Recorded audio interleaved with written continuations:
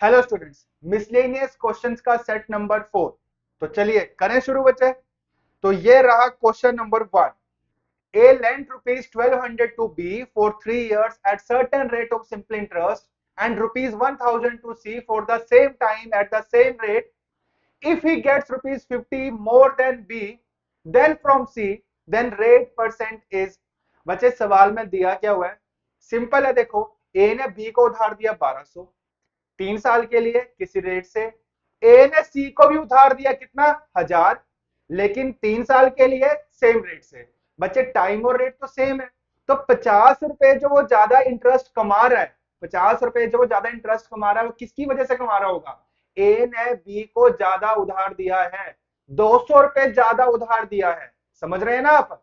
ए ने बी को 1200 दिया है, ए ने सी को 1000 दिया है, तो ए ने बी को 200 रुपए ज्यादा उधार दिया है, इसी वजह से वहां वो 50 रुपए इंटरेस्ट ज्यादा कमा रहा है। कितने सालों में? 3 सालों में। अब ध्यान देना बच्चे, करना क्या है, 50 रुपए का अगर ये क्वेश्चन मुझे करना होता तो कैसे करना है, देखो 50 रुपए का इंटरेस्ट वो कमा रहा है 3 साल में, तो पर ईयर कितना कमा रहा है जी, 50/3। हर साल 50/3 वो कमा रहा है ज्यादा, कितने रुपए एक्स्ट्रा देने की वजह से? 200 रुपए एक्स्ट्रा जमा कराने की वजह से, या फिर 200 रुपए ज्यादा उधार देने की वजह से। तो 50/3 पर ईयर इंटरेस्ट किसके ऊपर, 200 के ऊपर, किस रेट से, 100 के किस रेट से, इंटू 100 आप करके रेट ऑफ इंटरेस्ट निकाल सकते हैं। तो ये बन जाएगा बच्चे, 50 से काटो 4 टाइम्स 1/12, 1/12 इंटू 100, ये बन जाएगा जी 8.33% पर एनम। आया समझ की नहीं आया? सी ऑप्शन इस क्वेश्चन का आंसर। कोई इक्वेशन वगैरह बनाने की जरूरत नहीं है बच्चे, नंबर्स के साथ खेलना आना चाहिए आपको। समझ गए? तो ये हो गया जी question number 1। Next question, question number 2। देखो जी, ये क्वेश्चन भी बच्चे एसआई से है। A man left ₹600 for 2 years and 200 for 3 years। ए ने, मान लो कोई ए बंदा है, वो 600 रुपए उधार देता है 2 साल के लिए और 200 रुपए उधार देता है 3 साल के लिए। कुल मिला के जो इंटरेस्ट बना वो 90 रुपए बना। अब ध्यान देना बच्चे, देखो ए अगर बी, अगर ए उधार दे रहा है 600 रुपए 2 साल के लिए, किसी को भी उधार दे रहा है, मान लो ए बी को उधार दे रहा है 600 रुपए उधार दे रहा है 2 साल के लिए। अगर मान लो 600 रुपए उधार देने से 2 साल में वो कुछ ना कुछ इंटरेस्ट कमाएगा, वही इंटरेस्ट अगर उसको 1 साल में कमाना होता तो उसको कितना इन्वेस्ट करना होता या कितना उधार देना होता? तो उसको उधार देना होता 1200 रुपए। कहने का मतलब, टाइम मैंने बना लिया बच्चे 1 ईयर, इन्वेस्टमेंट मैंने बना ली 1200। किस तरीके से बनाई आपको समझ आ गया? सिमिलरली ए मान लेते हैं सी को उधार दे रहा है, कितना उधार दे रहा है, 200 रुपए, कितने साल के लिए, 3 साल के लिए। तो अगर 3 साल में ए जो है सी से कुछ इंटरेस्ट कमाएगा, वही पूरा का पूरा इंटरेस्ट अगर उसको 1 साल में कमाना होता तो उसको 600 रुपए उधार देना होता। कितना उधार देना होता, 600 रुपए। और कितने साल के लिए बच्चे, 1 साल के लिए। तो समझ आया मैं यहाँ पे करना क्या चाह रहा हूं? मैंने टाइम बना लिया 1 ईयर। ए ने बी को उधार दिया 1 साल के लिए 1200, ए ने सी को उधार दिया 600 रुपए 1 साल के लिए। समझ आया? टाइम मैंने बना लिया 1 ईयर। तो बच्चे क्या ये बोला जा सकता है ए ने 1200 उधार दिया, ए ने 600 उधार दिया, तो मतलब ए ने कुल मिला के 1800 रुपए उधार दिया 1 साल में? अच्छा, सवाल में दिया हुआ है कि क्वेश्चन में लिखा हुआ है कि ए ने कुल मिला के 90 रुपए ब्याज कमाया। ए ने कुल मिला के 90 का इंटरेस्ट कमाया। कितने रुपए जमा कराकर या कितने रुपए उधार देके, 1800 रुपए उधार देके किस रेट से कमाया होगा? गुना 100 कर लो, 2 जीरो से 2 जीरो कट गई, 18×5 90, 5% रेट ऑफ इंटरेस्ट। तो समझ गए इस टाइप के सवालों में करना है क्या है, आप टाइम 1 ईयर बना लेंगे। कुछ कुछ बच्चे इस टाइप के क्वेश्चन जो हम पार्टनरशिप में करते होते हैं, ठीक है, तो वहां से आप थोड़ा सा आइडिया ले सकते हो। टाइम मैंने बना लिया 1 ईयर, इन्वेस्टमेंट मैंने बना ली एक बंदे की 1200 और दूसरी जगह मैंने बना ली 600। ठीक है, ये हो गया question number 2। Next, question number 3। At what rate percent compounded yearly will rupees 80,000 amounts to rupees 88,200 in 2 years? तो बच्चे रेट ऑफ इंटरेस्ट निकालने वाले जो सवाल हैं उसको हम करते हैं इस शॉर्टकट से। ये शॉर्टकट आया कहां से? फॉर्मूले से ही बना है। कौन से फॉर्मूले से? Amount is equal to P into 1 plus R over 100 की पावर एन। ये देखो बच्चे, ए ओवर पी, एन हटेगा, यहाँ nth रूट आ जाएगा, तो nth root is equal to 1 plus R over 100। तो ये वाले फॉर्मूले की बात कर रहा हूं मैं। ठीक है, इस फॉर्मूले से हम रेट ऑफ इंटरेस्ट निकालेंगे। अब आपने करना है क्या है, ऊपर आप लिख देंगे अमाउंट जो कि है 88,200, नीचे आप लिख देंगे प्रीवियस अमाउंट या फिर प्रिंसिपल कितना है 80,000। अब बच्चे आप यहाँ पे nth रूट लगाएंगे, nth रूट मतलब यहाँ पे टाइम कितना दिया हुआ है 2 इयर्स। अगर टाइम 2 इयर्स है तो लगेगा स्क्वायर रूट, अगर टाइम 3 इयर्स है तो यहाँ लगेगा क्यूब रूट, अगर टाइम 4 इयर्स है तो यहाँ पे लग जाएगा फोर्थ रूट। तो बच्चे यहाँ तो टाइम 2 ही दिया हुआ है तो स्क्वायर रूट लगाओगे। फटाफट से इसको सिंप्लीफाई करो, क्या बनेगा 441/400 बनेगा। तो स्क्वायर रूट ऑफ 441/400 क्या बन जाएगा 21/20। अब यहाँ पे ध्यान देने वाली बात है कि ये जो फ्रैक्शन बना है 21/20, इसको हम कैसे रीड करें, यहां से हम क्या समझें। तो 21/20 का मतलब ये है बच्चे कि अगर आप 20 रुपए जमा करा रहे हो तो एक साल में 21 रुपए बन जाता है। तो कहने का मतलब ये हुआ कि आप 1 रुपए ब्याज कमा रहे हो, 1 रुपए इंटरेस्ट कमा रहे हो। कितने रुपए जमा कराने पर 20 रुपए जमा कराने पर। तो क्या रेट ऑफ इंटरेस्ट निकाला नहीं जा सकता। 1 रुपया ब्याज कमा रहे हो, 20 रुपयों के ऊपर किस रेट से कमा रहे हो इंटू 100, तो रेट ऑफ इंटरेस्ट आ गया जी 5%। B option answer. आया समझ। तो ये हो गया जी question number 3। Next question number 4। The CI on a certain sum is rupees 100 for 2 years and simple interest is rupees 100. What is the rate percent? बच्चे ध्यान दो, 2 साल की बात हो रही है। हम सीआई में ये चीज सीखते हैं कि प्रिंसिपल इसके ऊपर मान लो पहले साल का इंटरेस्ट बना ए, अगले साल इसके ऊपर फिर बनेगा ए, लेकिन क्योंकि कंपाउंड इंटरेस्ट है तो पहले साल जो ए कमाया है इसके ऊपर भी यहाँ इंटरेस्ट बनेगा, इसको हम नाम दे देते हैं बी। ठीक है, अब ध्यान दो, यहाँ पे हम ये चीज समझते होते हैं, ये चीज हमें समझाई जाती है कि ध्यान देना बच्चे, अगर इन सबको जोड़ दिया जाए तो ये बन जाएगा जी 2 साल का सीआई, और अगर इनको जोड़ दिया जाए तो ये बनेगा 2 साल का एसआई। समझ गए।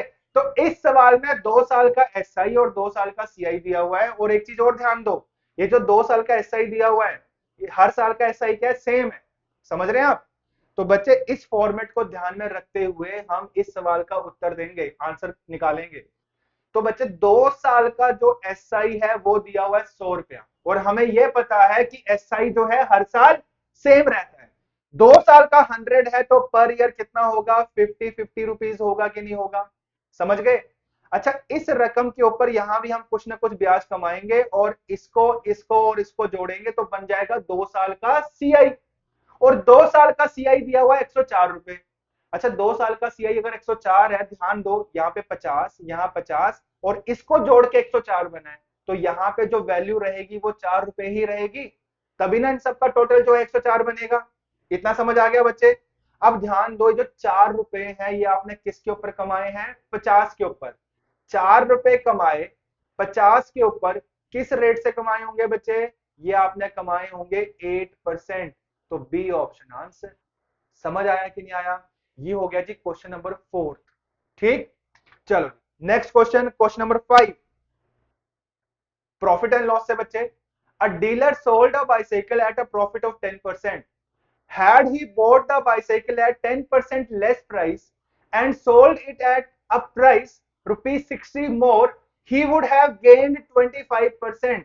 The cost price of bicycle was, बच्चे कुछ नहीं है इस क्वेश्चन में, बहुत आसान क्वेश्चन। देखो, मान लो जिस प्रोडक्ट की यहां बात हो रही है उसका सीपी हम मान लेते हैं 100%। क्वेश्चन में लिखा हुआ है कि इसको हम 10% फायदे में बेचते हैं। तो अगर बच्चे 10% फायदे का आप बेचते हैं तो selling price in terms of percentage 110% ही ना रहा होगा। 100 में खरीदा, 10 के फायदे में बेचा, 110 का बेचा होगा। अब क्वेश्चन में कंडीशन क्या लगी हुई है, क्या कंडीशन लगी हुई है क्वेश्चन में, यदि आप इस बाइसाइकिल को 10% कम रेट का खरीदते, मतलब 100 में ना खरीद कर 10% कम का खरीदा जाता तो कितने का खरीदा जाता 90 का खरीदा जाता। मतलब यहाँ पे एक और सीपी की बात हो रही है, ये हमारा नया वाला सीपी है। ठीक है जी। अगर 10% कम का खरीदते, आगे लिखा हुआ है और 60 रुपए ज्यादा का बेचते, तो कहने का मतलब यहाँ पे एक और सेलिंग प्राइस की बात हो रही है जो कि पिछले वाले सेलिंग प्राइस से 60 रुपीज ज्यादा है। समझ गए। 60 रुपए बेचने का यही ना मतलब हुआ कि अब वाला जो एसपी है पुराने वाले एसपी से 60 रुपए ज्यादा है। बच्चे ये नया वाला एसपी है। ठीक है जी। तो 10% कम का खरीदते और 60 रुपए ज्यादा का बेचते तो उसको फायदा होता 25%। किसके ऊपर बच्चे? खरीदा कितने का? 90%। 90% के ऊपर अब उसको 25% गेन हो रहा है, तो 90 का 25% हो गया जी 22.5। 22.5 के गेन में बेचता है तो परसेंटेज की टर्म्स में 112.5% जो है वो नया सेलिंग प्राइस होगा। ठीक है, आंसर आने वाला, आप ध्यान देना बच्चे। ये जो 60 रुपीज है, ये दोनों एसपीज का डिफरेंस है। डिफरेंस को डिफरेंस से कंपेयर किया जा सकता है। परसेंटेज की टर्म्स में दोनों एसपीज का जो डिफरेंस है वो है जी 2.5%। कितना है? 2.5%। और एक्चुअल डिफरेंस कितना दोनों एसपीज में? वो है 60 रुपीज का। तो आप कंपेयर कर सकते हो, 2.5% का जो वैल्यू है 60 के इक्विवेलेंट है। यहां से आप 1% निकाल सकते हो 24 के बराबर। अगर 1% 24 के बराबर आपसे पूछा क्या हुआ है? सीपी पूछा हुआ है। ओरिजिनल सीपी कितना है? 1% अगर 24 के बराबर, तो 100% किसके बराबर? 2400 रुपयों के बराबर। यही चीज आपसे पूछी जा रही थी। A option answer. आया समझ की नहीं आया बच्चे? ठीक है जी, ये हो गया question number 5। Next question, question number 6। A person buys 12 oranges for rupees 5. How many oranges should he sell for rupees 4 such that he makes a profit of 6.66%? सबसे पहले तो आप ये देखो कि इसका फ्रैक्शन क्या होता है? 1/15। 1/15 प्रॉफिट का फ्रैक्शन है, मतलब 15 के ऊपर एक का फायदा। कहने का मतलब सीपी अगर 15 है, सीपी अगर 15 है, 15 के ऊपर एक का फायदा है, तो एसपी को आप 16 लिख सकते हैं। मतलब सीपी टू एसपी रेशियो 15:16 लिखा जा सकता है, समझा जा सकता है। ठीक है बच्चे, इतना क्लियर?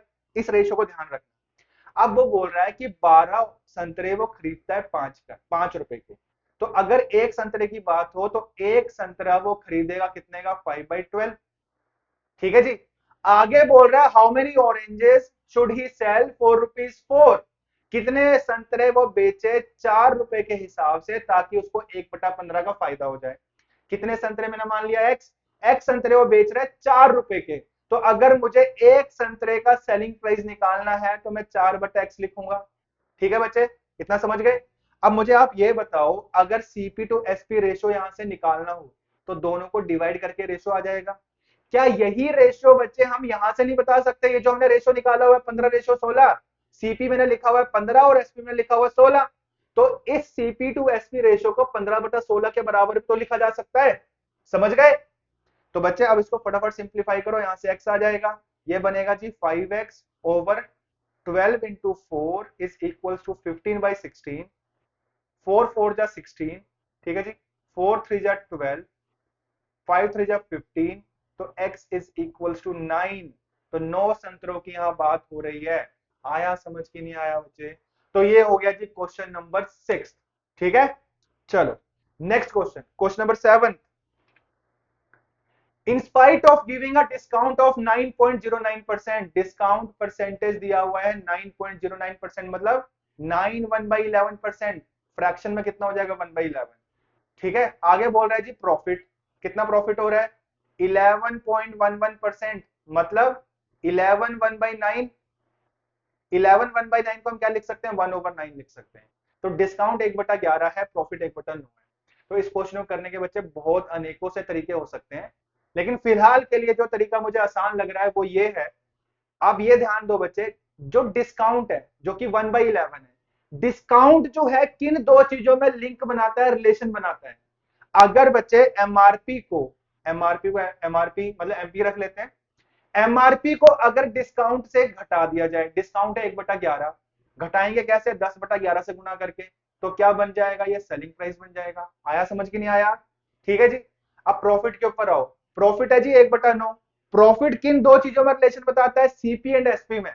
सीपी को अगर आप 1/9 से इंक्रीज करोगे, कैसे इंक्रीज होगा? 1 + 1/9 मतलब 10/9, तो भी सेलिंग प्राइस बनेगा। ये भी सेलिंग प्राइस, ये भी सेलिंग प्राइस, एक ही चीज की बात हो रही है, तो दोनों एसपीज इक्वेट कर सकते हैं ना आप, इक्वल होंगे दोनों एसपीज। अब इस इक्वेशन को सॉल्व करते हैं, यहां से आप एमपी टू सीपी रिलेशन बता सकते हैं। ये बन जाएगा 11/9। पूछा क्या जा रहा है? मार्कअप परसेंटेज पूछा जा रहा है, तो हम रेशियो से ही काम चला सकते हैं। मान के चलो कि सीपी 9 है, एमआरपी 11 है, तो मार्कअप परसेंटेज कैसे निकलेगा? 2 का मार्कअप 9 के ऊपर गुणा 100, तो ये बन गया जी 22.22%। कौन सा ऑप्शन आंसर हुआ? A option answer. आया समझ की नहीं आया? ठीक है, तो ये जितने भी सवाल कराए बच्चे, इन सवालों के लिए अगर आप ये अप्रोच रखते हो जो मैंने बताई है, तो चुटकियों में हल निकलता है। ठीक है जी, चलो, तो आज के लिए बच्चे इतना ही। अगली क्लास में मिलेंगे नए क्वेश्चंस के साथ, तब तक के लिए